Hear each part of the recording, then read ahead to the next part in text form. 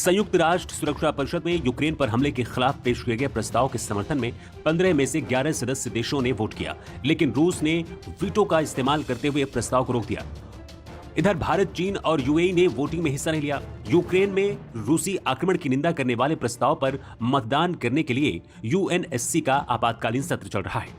संयुक्त राष्ट्र सुरक्षा परिषद में भारत और चीन ने यूक्रेन पर रूस की तरफ से किए गए आक्रमण की निंदा की है, लेकिन सुरक्षा परिषद में वोटिंग करने से परहेज किया। चीन और भारत दोनों ने वोट करने से परहेज किया है। यूक्रेन पर यूएनएससी की बैठक में यूएन में भारत के स्थायी प्रतिनिधि टीएस तिरुमूर्ति ने कहा है कि यूक्रेन में हाल के घटनाक्रम से भारत बहुत परेशान है। हम आग्रह करते हैं कि हिंसा और शत्रुता को तत्काल समाप्त करने के लिए सभी प्रयास किए जाएं। मानव जीवन की कीमत पर कभी भी कोई समाधान नहीं निकाला जा सकता।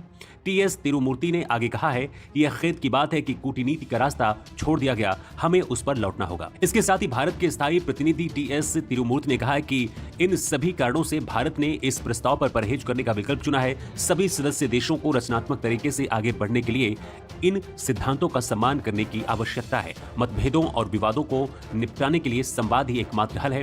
हालांकि ये समय कठिन लग सकता है। वहीं चीन ने भी यूक्रेन पर हुए हमले की निंदा की है। संयुक्त राष्ट्र में चीन के स्थायी प्रतिनिधि झांग जून ने कहा है कि हम मानते हैं कि सभी राज्यों की संप्रभुता और क्षेत्रीय अखंडता का सम्मान किया जाना चाहिए और संयुक्त राष्ट्र चार्टर के उद्देश्यों और सिद्धांतों को बरकरार रखा जाना चाहिए। एक देश की सुरक्षा दूसरे देशों की सुरक्षा को कमजोर करने की कीमत पर नहीं की जा सकती है, ऐसा चीन की तरफ से कहा गया है। इसीलिए चीन इस वोट का हिस्सा नहीं है। चीन ने कहा कि यूक्रेन को पूर्व और पश्चिम के बीच एक पुल बनना होगा।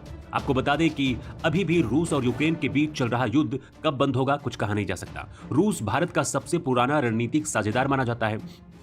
ऐसे में सभी की नजरें भारत पर टिकी थी कि आखिर भारत रूस के खिलाफ वोट करता है या नहीं, लेकिन भारत ने रूस के खिलाफ वोटिंग में हिस्सा नहीं लिया। रूस के खिलाफ प्रस्ताव के समर्थन में वोट करने वाले देशों में America, Britain, France, Albania, Brazil, Gabon, Ghana, Ireland, Kenya और मैक्सिको और नॉर्वे शामिल हैं।